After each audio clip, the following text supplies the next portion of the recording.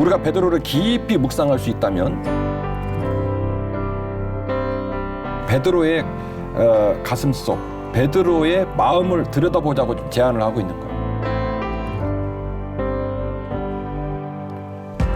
싫어요.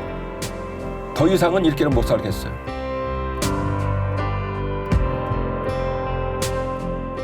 그래도 해보고 싶다.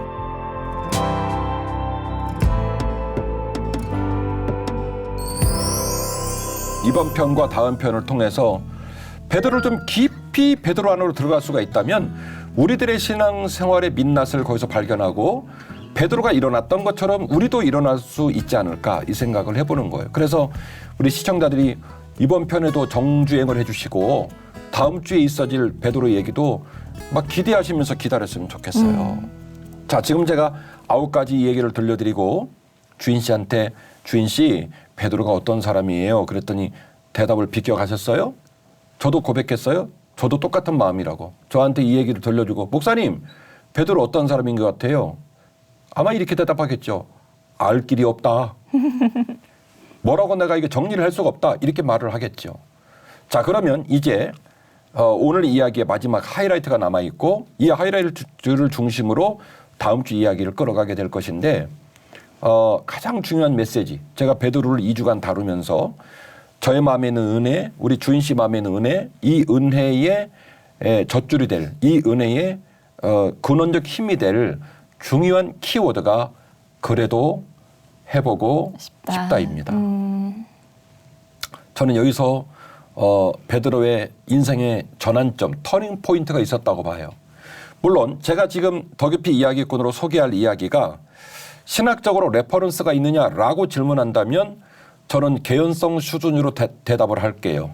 이게 뭐 컨펌이 돼가지고 완벽하게 뭐 그렇다라고 확정됐다고 보진 않아요. 그러나 합리적 유추, 문맥의 흐름, 그리고 행간읽기라는 관점으로 성경을 깊이 연구하고 있는 제 입장에서는 충분히 제가 말씀드리고자 하는 얘기가 근거가 있고 그리고 정확하게 비교적 정확하게 읽었다라고 확신하기 때문에 제가 지금 더 깊이 촬영을 하고 있는 중입니다.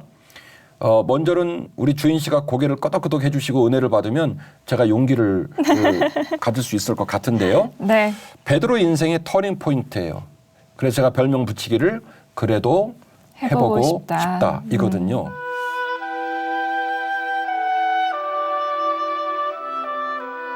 베드로 사도의 정체성 저는 이렇게 정했습니다. 즉각적인 순종, 전적인 신뢰. 즉각적인 순종.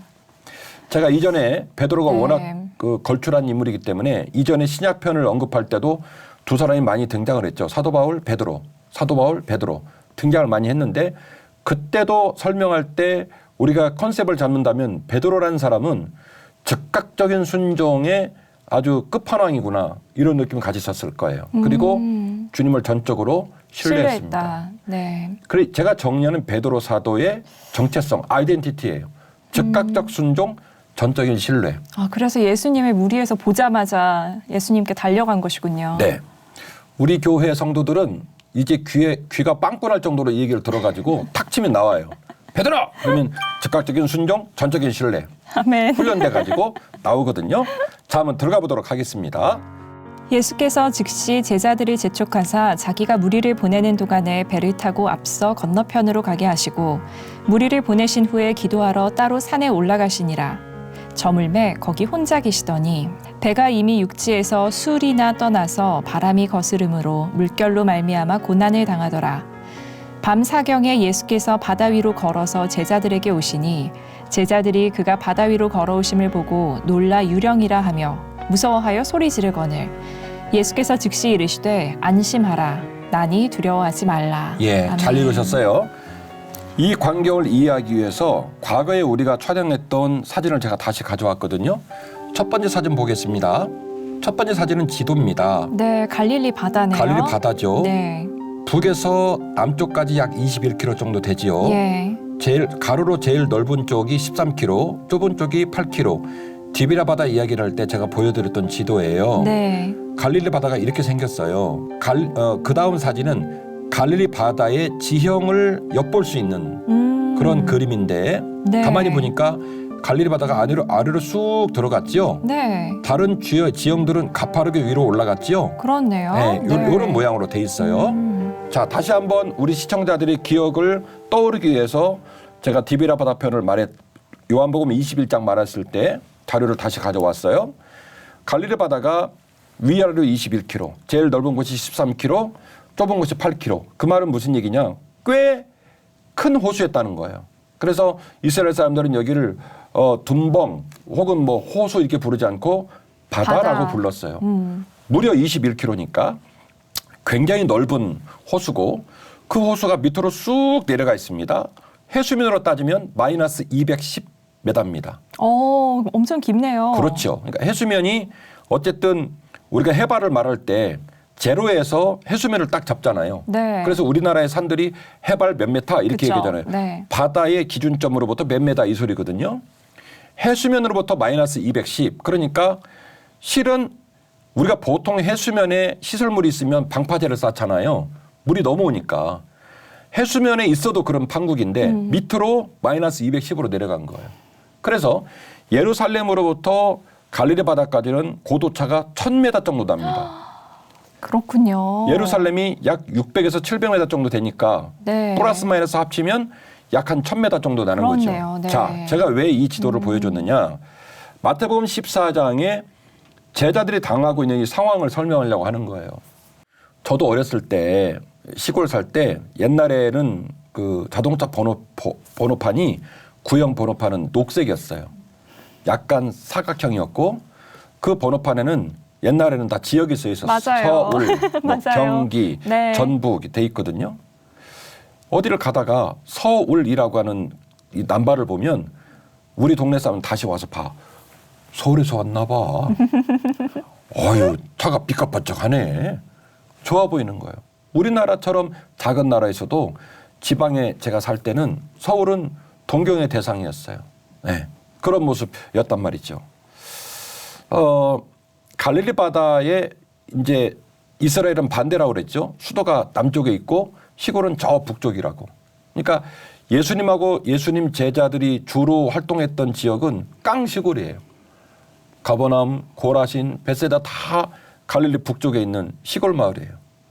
그리고 거기에는 그들만의 그 삶의 배경에 눈물이 있어요. 그 눈물 중에 하나가 뭐냐면 오늘 이 밤에 불었던 광풍입니다. 이른바 유라굴라 광풍이라고 하는 광풍이에요. 네. 이게 왜 그러느냐. 지중해에서 바람이 불어 올라오고 이스라엘이 피오르드식 지형이거든요. 북에서 남으로 산맥이 다 돼 있어요. 그래서 기압이 계속 충전을 하는 모습으로 우리가 왜 그 고무풍선에 바람 불면 팽팽해지듯이 바람이 올라와서 충전된 모습으로 산꼭대기를 넘고 여기 위에서 밑으로 치달아 내려가는 거예요. 아까 제가 그랬죠. 예루살렘에서 갈릴리 바다까지 1000m 정도 된다고. 네. 갈릴리 바다는 해수면에서 마이너스 210이라고. 네. 그러니까 이 바다는 매우 위험한 바다예요. 엄청 매서웠겠어요. 위에서 바람이 그냥 치달아 내리면 바다가 이제 난리가 나는 거죠. 베드로를 비롯한 제자들은 이 바람이 익숙합니다. 지긋지긋합니다. 지난날에도 불었고 오늘 불어서 또 고생을 당하고 있는데 오늘도 죽을 뻔했지만 산다 하면 다음 주에 또 부를 거예요. 다음 달에 또 불고 지긋지긋한 바람이에요. 그러니까 그만큼 얼마나 위험한 상황인지도 다 인지하고 있었다는 거잖아요. 네. 근데 벗어날 길이 없는 거예요. 여기 사니까.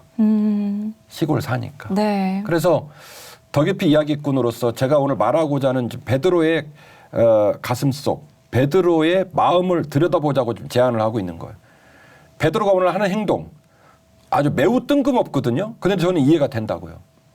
베드로가 왜 이런 뜬금없는 행동을 했는지, 왜 이런 요청을 했는지 더 깊이 이야기했군 저는 충분히 공감이 된다고요. 성경을 연구하면서.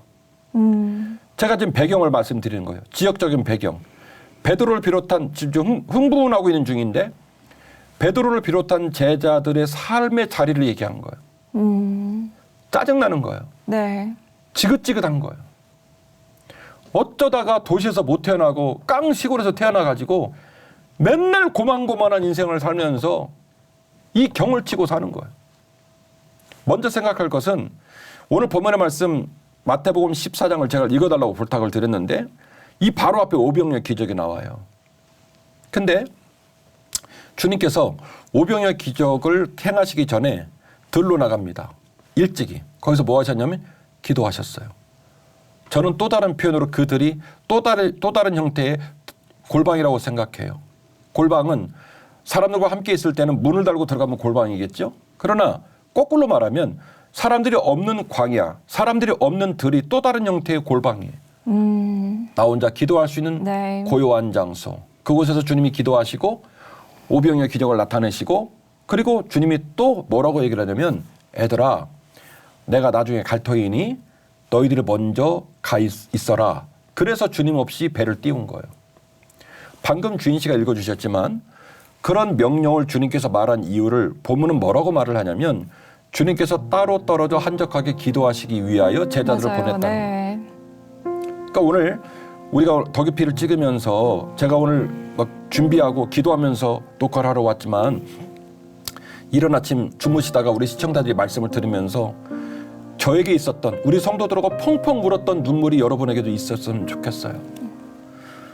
어려움 당할 때, 큰 일을 우리가 치러야 될 때 반드시 기도해야 합니다. 아멘. 주님이 그 모범을 보이신 거예요.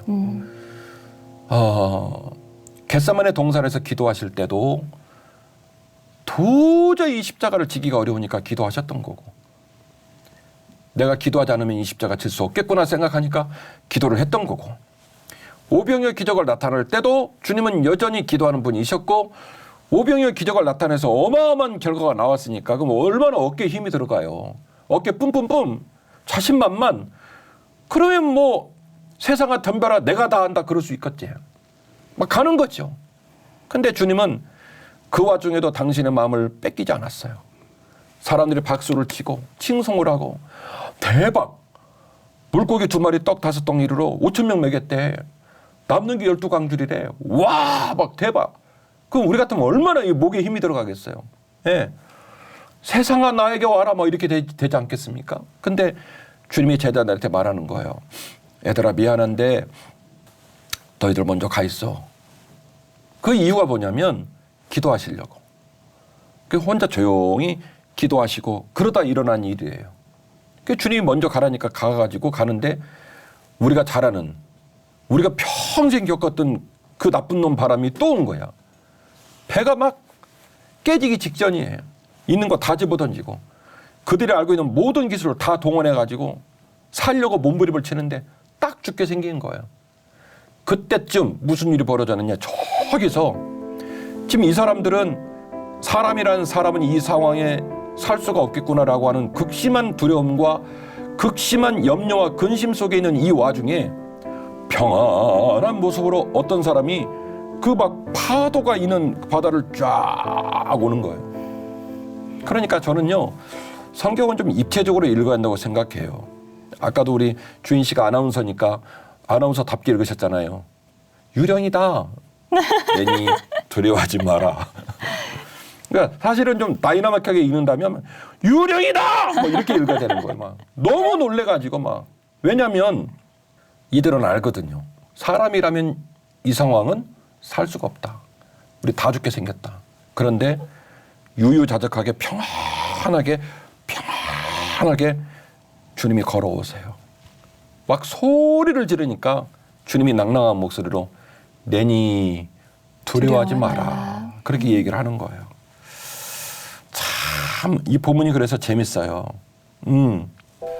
주님께서 그 얘기를 하시니까 제자들이 깜짝 놀래죠. 대박.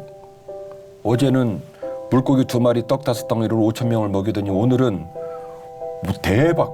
무리로 걸어오시네. 그것도 광풍을 뚫고 걸어오시네. 주님께서 우리 마음에 임하셨다라는 말의 의미가 뭘까? 사도 바울은 서신서를 보낼 때 거의 모든 서신서의 초입에 이런 말을 합니다. 고린도 교회에 명하노니 에베소 교회에 명하노니 너희에게 은혜와 평강이 있을지어다. 아멘. 항상 모든 편지의 서두에 은혜와 평강을 말하는 거예요. 주 예수 그리스도의 은혜 그리고 주 예수 그리스도의 은혜가 너에게 있다면 너는 어떻게 된다? 평강이 임하게 된다. 아멘. 그 얘기예요. 주님께서 낭낭한 목소리로 말합니다. 내니 두려워하지 마라.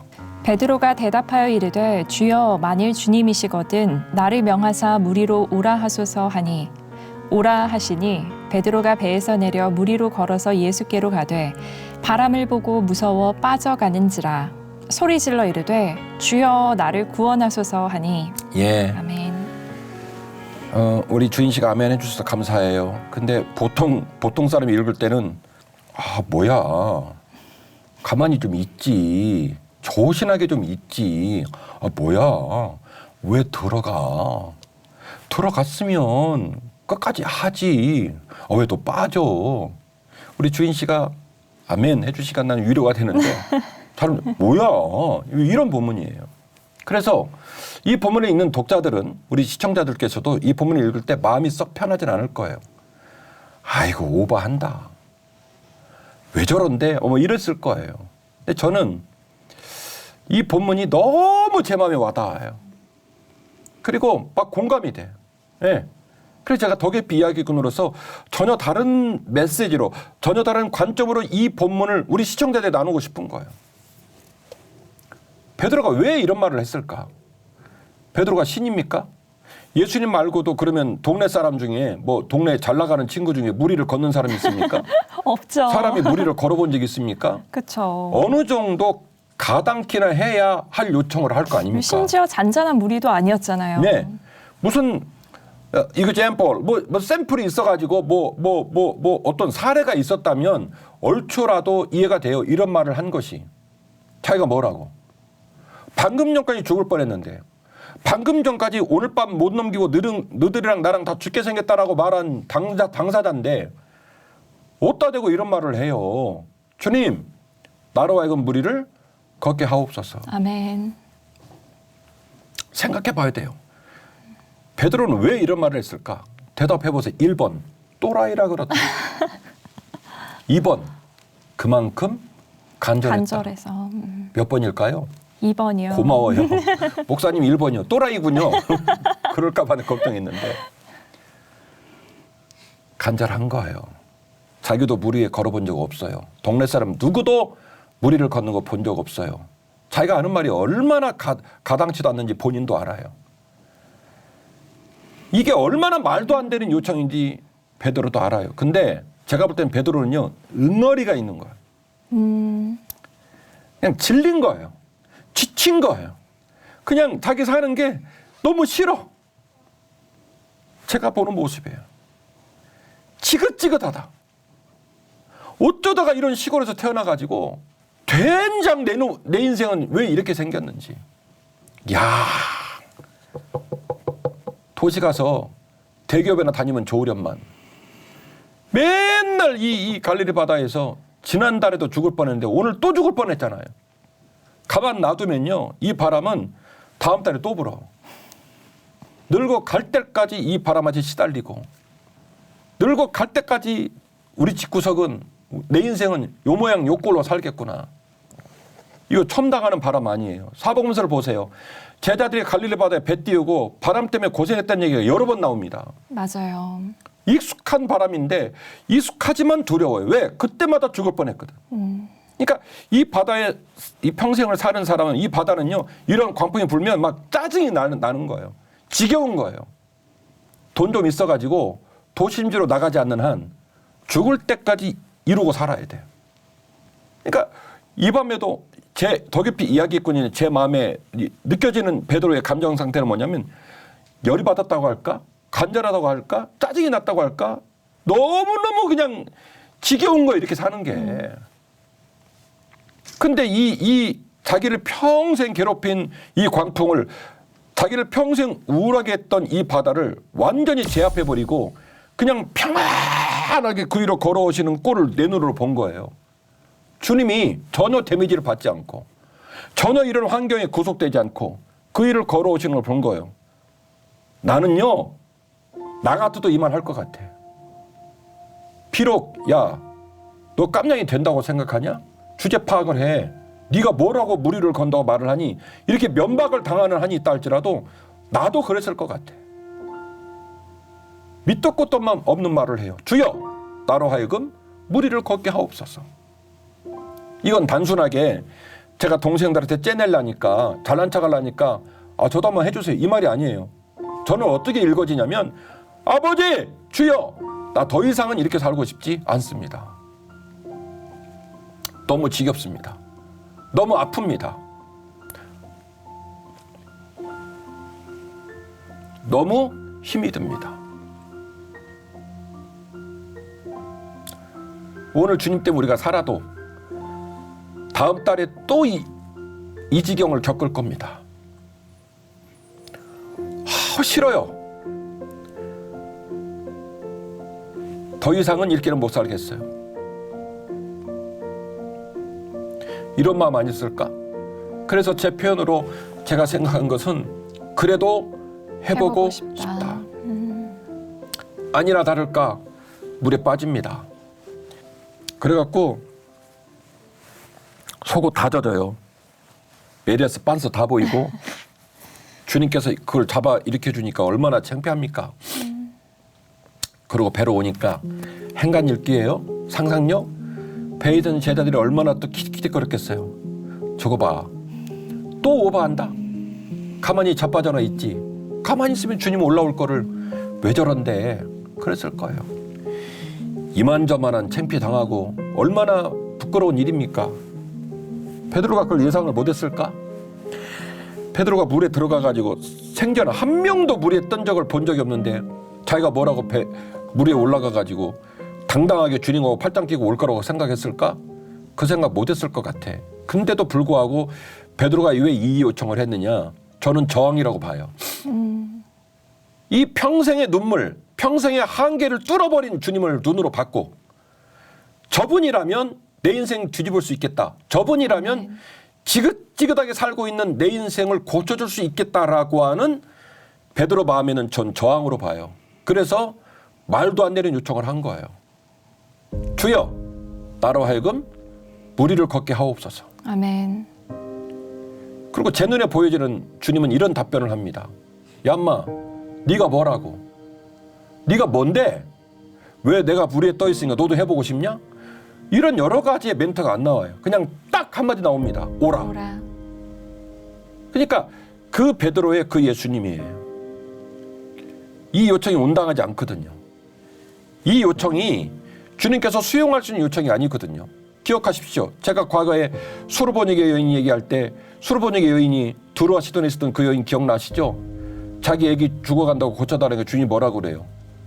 밥상에 있는 음식을 걔한테 안 준다.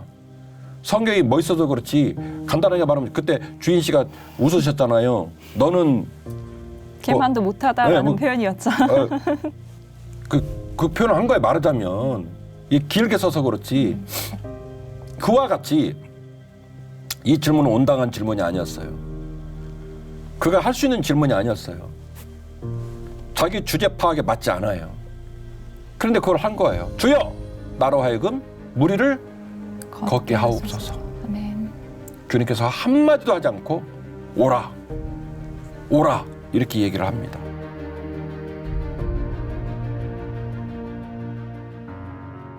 예수께서 즉시 손을 내밀어 그를 붙잡으시며 이르시되 믿음이 작은 자여 왜 의심하였느냐 하시고 배에 함께 오름에 바람이 그치는지라 배에 있는 사람들이 예수께 절하며 이르되 진실로 하나님의 아들이로소이다 하더라. 아멘. 아멘.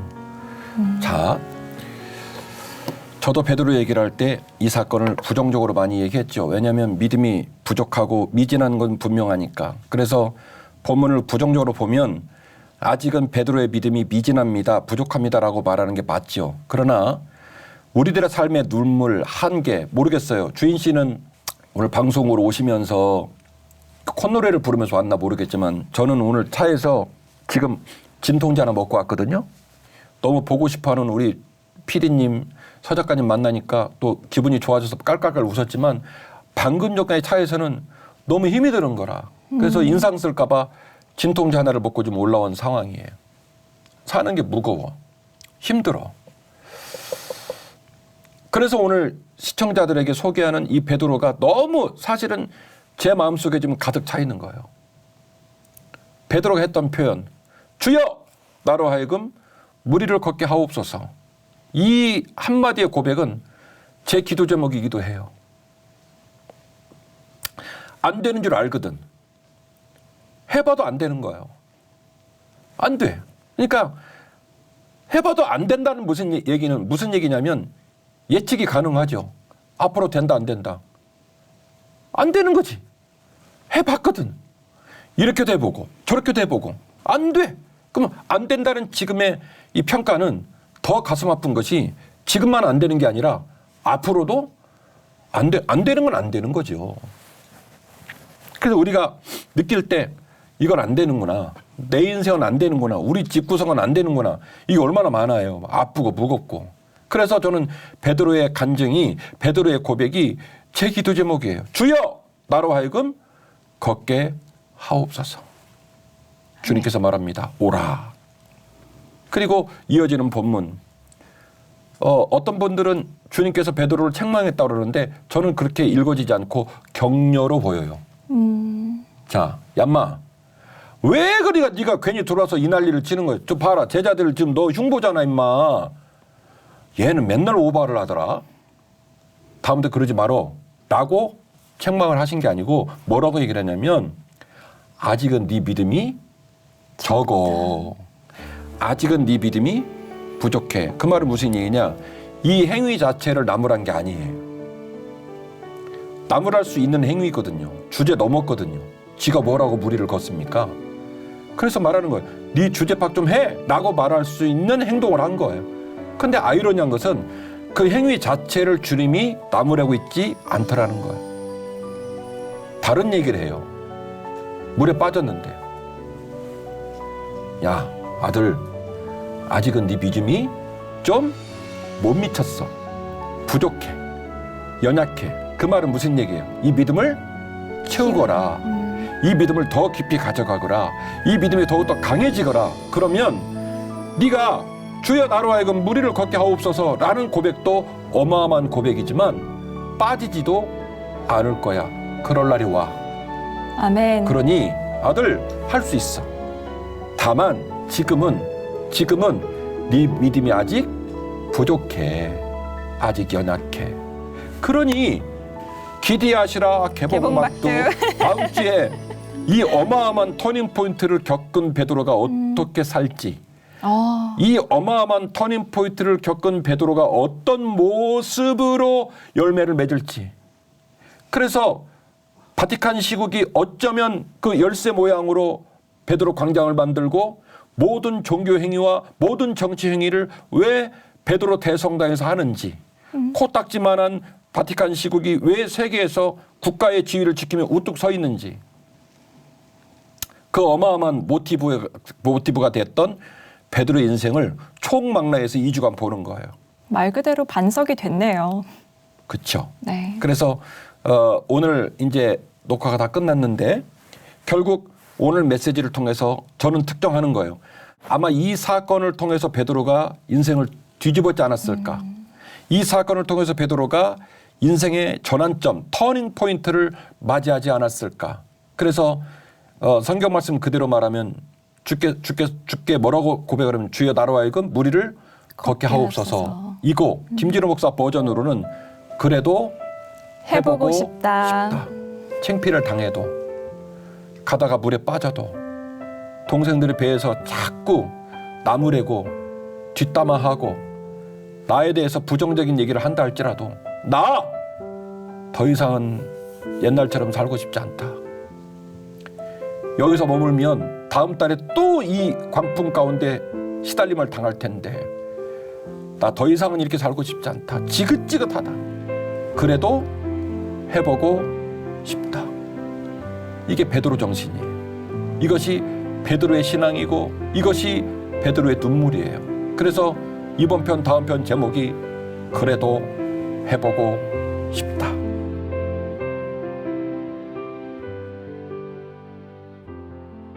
저는 목사님의 말씀을 들으면서 베드로가 예수님의 그 출제자의 의도를 정확하게 파악한 유일한 제자가 아니었을까라는 생각을 했습니다. 그러니까 예수님께서는 제자들을 먼저 보내고 무리를 걸어오셨잖아요. 근데 사실 성경을 보면은 빌립처럼 순간 이동을 할 때도 있고 성령님께서 네. 역사하시면 네. 네. 또 동시에 다발적으로 많은 이에게 보이실 수도 있어요. 그런 능력이 있는 분이셨는데 굳이 뭐 배를 타고 오셨을 수도 있고요. 그렇지. 그런데 굳이 그 광풍이 있는 곳에 걸어서 오셨다는 거는 뭔가 제자들이 이것을 보고 깨닫는 바가 있길 원하셨던 거잖아요. 근데 거기서 유일하게 베드로만이 그 나중에 그 신학을 공부할 마음이 없어요? 좀 더 얘기해 보세요. 네. 네, 그래서 경청할게. 그래서 베드로만이 유일하게 목사님께서 말씀하신 것처럼 이 지긋지긋한 상황. 그렇지. 나는 이 상황을 돌파하고 싶고 그렇지. 지금 이 상황이 원래 있는 게 하나님께서 의도하신 바가 아니라는 걸 보여주셨던 것 같아요. 하나님께서는 이 지긋지긋한 상황에 너가 거하길 원하는 게 아니라 나는 너가 나처럼 이 상황을 뛰어넘는 초월하는 그런 사람으로 변하는 걸 보고 싶어. 예. 그 마음을 베드로가 읽고 저도 걸을게요. 네. 그리고 가는데 아멘. 분명히 예수님께서 믿음이 적은 자여라고 했잖아요. 예. 근데 거기서 그 말만 하고 끝내셨으면 다소 무책임해 보였을 텐데 왜 의심했느냐. 정확하게 정답을 말해주시잖아요. 그렇지, 그렇지. 너가 두려워하고 의심했기 때문에 빠진 거다. 그래서 우리는 지금 그림을 보면 항상 베드로가 물에 빠져 허우적대는 그림에서 예수님이 손을 내밀어주는 그런 그림을 보잖아요. 그렇죠. 근데 사실 목사님께서 말씀하셨지만 이제 사도로서 일을 할 때에는 예수님께서 하셨던 일을 다 그대로 행하시잖아요. 중풍병자였던 예. 애니아를 고치고 병들어서 죽었던 다비다를 다시 살리고 예수님 하셨던 일을 모두 다 하게 된단 말이에요. 근데 그렇죠. 제 생각엔 그 일을 할 수 있었던 그 힘의 근원이 바로 이때 바다에서 빠졌었던 그렇지. 이 훈련을 통해서 거듭나지 않았을까라는 맞아요. 생각을 했습니다. 우리가 쓸 때 이런 표현 쓰죠. 베드로가 베드로하다. 베드로가 네. 베드로하다. 아주 진면목을 보여주는 본문이고요. 주인 씨가 정확하게 말하는 것이 뭐냐면 오늘 주님의 행위에는 메시지가 있었던 거예요. 왜냐? 주님께서 메시지를 줄 때는 그 장치라고 그러죠. 그 장치를 통해서 메시지를 준단 말이에요. 그러니까 지금 정확히 말한 거예요. 원래 주님이 기도하시기 위해서 시간을 벌었으면 맞은편에 뿅 나타나시다든지 그쵸. 배에 뿅 나타나면 되는 거예요. 근데 굳이 무리를 걸어오신 것은 이 장치예요. 메시지가 있는 장치란 말이에요. 왜? 내 사랑하는 제자들의 평생의 그들의 삶의 진면목이 이 광풍이거든. 여기 지긋지긋한 광풍과 살았거든. 그러니까 제자들은 이 광풍을 만날 때마다 아마 입에서 쌍욕이 나왔을 거예요. 주여. 내 인생 또 이런다 말이지. 매번 죽을 뻔했던 그 모습을 나와 함께라면 얼마든지 너희들의 삶을 새롭게 뒤집을 수 있어. 아멘. 라고 하는 메시지로 무리를 쫙 걸어오시는데 주인 씨가 그 포인트를 짚은 거예요. 제가 정말 좋아하는 찬송가 중에 그 나는 믿네라는 찬송이 있는데요. 그 주께서 나로 하여금 그 바다를 가르지 않으신다면은 나로 하여금 무리를 걷게 하리라는 부분이 있어요. 그래서 정말 예수님께서는 그 파도를 바로 꾸짖으시고 잠잠하게 하셨을 수도 있는데 그거를 일부러 하지 않으셨던 것 같아요. 이번에는. 그렇죠. 그래서 비록 우리가 살다가 내 환경이 변하지 않더라도 그러면은 하나님이 너로 하여금 무리를 걷게 할 거야. 그래서 그것을 믿으라는 마음으로 이런 문제를 출제하지 않으셨을까. 아무튼 내가 그런 주인 씨하고 생각을 했습니다. 녹화하면 보람을 느껴. 보람을. 내가 전하고자 하는 메시지를 정확하게 주인 씨가 포인트를 잡아주시니까 보람을 느끼고 그래서 시청자들이 더기피를 보시면서 은혜를 받을 때 주인 씨가 큰 역할을 하는 거예요. 저한테 피드백이 오는데 우리 교회 교인이냐 그래서 아니라고. 그런데 어쩌면 그렇게 목사님 말을 잘 알아듣는지 모르겠다고 얘기하더라고요. 그래서 그런 주인 씨의 리액션이 시청자들의 이해를 훨씬 더 도우는 거예요. 그분들이 감사합니다. 이해를 하실 때. 그래서 오늘 제가 또 눈물이 나왔는데 사실은요 응어리죠. 응어리.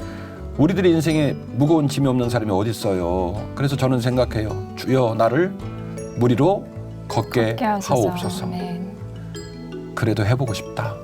이게 이제 제 신앙생활 중요한 메시지인데 시청자들이 오늘 말씀을 함께 나누면서 오늘 이제 출근하시면서 오늘 하루 종일은 그래도 해보고 싶다. 이렇게 아멘. 하루를 사셨으면 좋겠어요.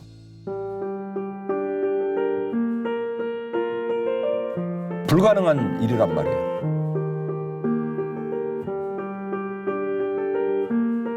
네 가는 곳마다 네가 복음을 증거할 때마다 거기서 뭐가 열린다?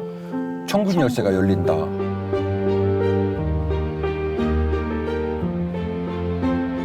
완전 달라집니다. 완벽한 사역자가 된 거예요.